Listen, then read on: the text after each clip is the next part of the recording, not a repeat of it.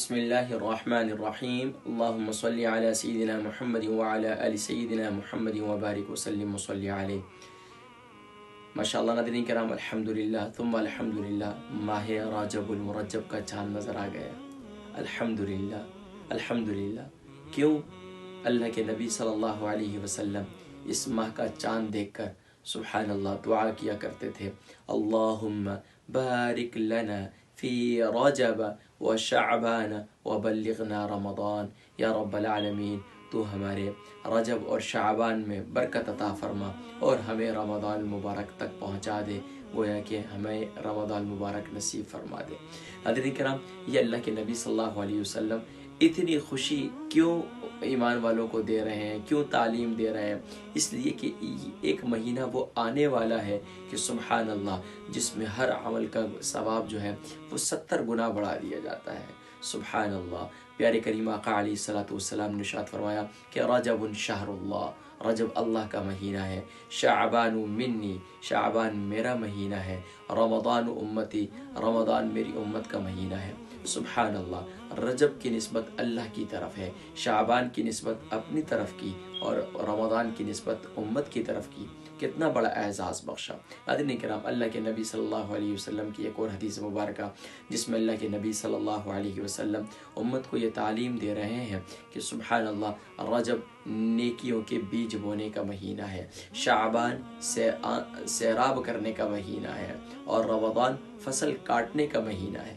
ناظرین کرام، دنیا کے اندر کسان کو دیکھیں، کسان ایک مہینہ آتا ہے بیج بوتا ہے، دوسرے مہینے کے اندر وہ فصل کو پانی دیتا ہے، تیسرے مہینے کے اندر وہ فصل کی سبحان اللہ فصل کو پھلتے پھولتے دیکھتا ہے اور تیار ہونے کا انتظار کرتا ہے، تیار ہو جاتی ہے تو اس کو کاٹتا ہے۔ ناظرین کرام، بعینہ بلا تمثیل و تشبیہ، میرے اور آپ کے پیارے نبی جو ہم سے اتنی محبت کرتے ہیں کہ اپنی امت کو یہ سبق دے رہے ہیں کہ میرے امتیوں کہ تم رجب کے اندر اب نیکیوں کے بیج بونے کا عمل شروع کر دو، گویا کہ اب تم نیک کام کرنا شروع کر دو۔ ہاں، آج سے پہلے نماز کی پابندی نہیں کرتے تھے، نماز کی پابندی کرنا شروع کر دو۔ قرآن کی تلاوت نہیں کرتے تھے، قرآن کی تلاوت کرنا شروع کر دو۔ ہاں، تسبیحات نہیں پڑھتے تھے، استغفار روزانہ نہیں کرتے تھے اور اپنے گناہوں سے توبہ اور رجوع نہیں کرتے تھے میری بارگاہ میں، تو یہ عمل بھی کرنا شروع کر دو۔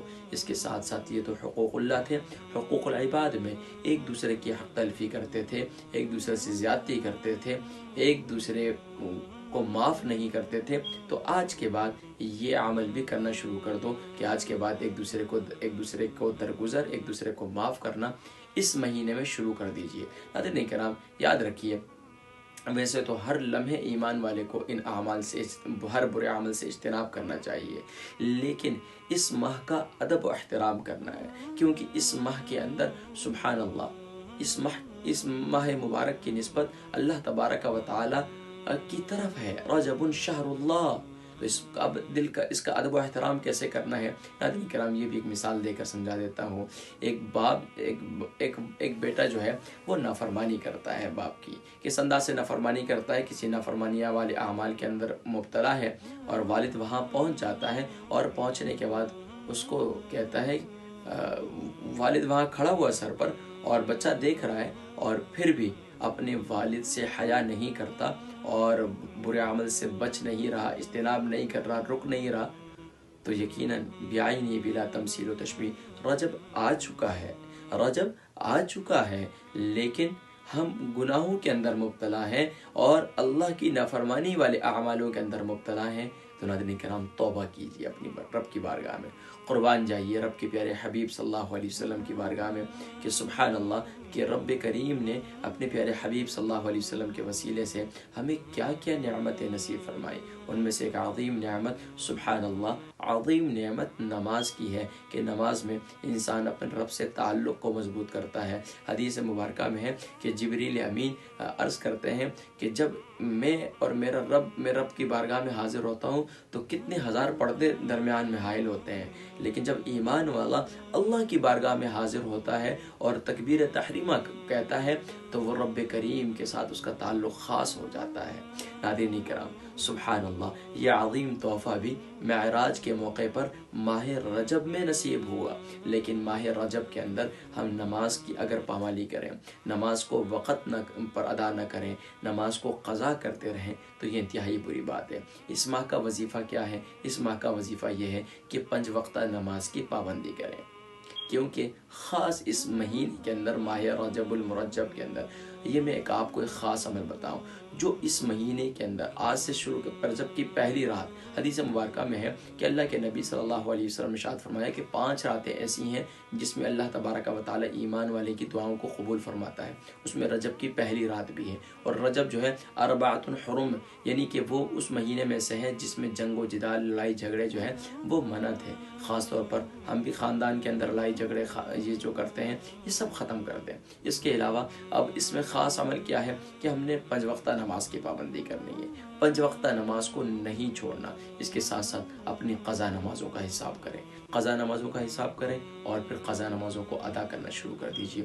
یہی سب سے بہترین وظیفہ ہے۔ لیکن پھر بھی کوئی ماشاءاللہ جس کو اللہ تبارک و تعالی نے تقوی و پرہیزگاری کا نور نصیب فرمایا تو اس مہینے کے اندر کثرت کے ساتھ اللہ الصمد، چلتے پھرتے اٹھتے بیٹھتے اللہ الصمد پڑھتا رہے۔ لیکن اگر کوئی شخص اول آخر درود شریف کے ساتھ روزانہ 1000 مرتبہ پڑھے تو اللہ تبارک و تعالیٰ اسے بے شمار برکتیں نصیب فرمائیں گے۔ سب سے بڑی بات سبحان اللہ، اللہ تبارک و تعالیٰ اس کے دل کی دنیا کو بدل دیں گے، اس میں اپنے اور اپنے محبوب کی محبت نصیب فرما دیں گے۔ ناظرین کرام یہی ہے ماہ رجب المرجب میں کرنے کے کام کہ پہلی بات کہ اللہ کی نافرمانی والے اعمال سے بچنا ہے، یعنی اگر بہت زیادہ نیکیاں نہیں کر رہے تو گناہوں سے ہم نے بچنا ہے۔ دوسرا، ہم نے 5 وقتہ نماز کی پابندی کرنی ہے۔ انشاءاللہ العزیز جو شخص اس مہینے کے اندر 40 دن آج سے پہلے نماز پڑھتا تھا، پھر چھوڑ دیتا تھا، پھر پڑھتا تھا، پھر چھوڑ دیتا تھا، اگر اس مہینے میں پابندی شروع کر دے اللہ کریم اسے 5 وقتہ نماز کا پابند بنا دیں گے۔ تیسری بات، اس مہینے میں نماز کو قضا نہیں کرنا، کیونکہ یہ وہ مہینہ ہے کہ جس میں نماز ایمان والوں کے لیے ایک تحفے کے طور پر لائی گئی۔ آسمان پر اللہ نے اپنے حبیب صلی اللہ علیہ وسلم کو بلا کر نماز تحفے میں دی۔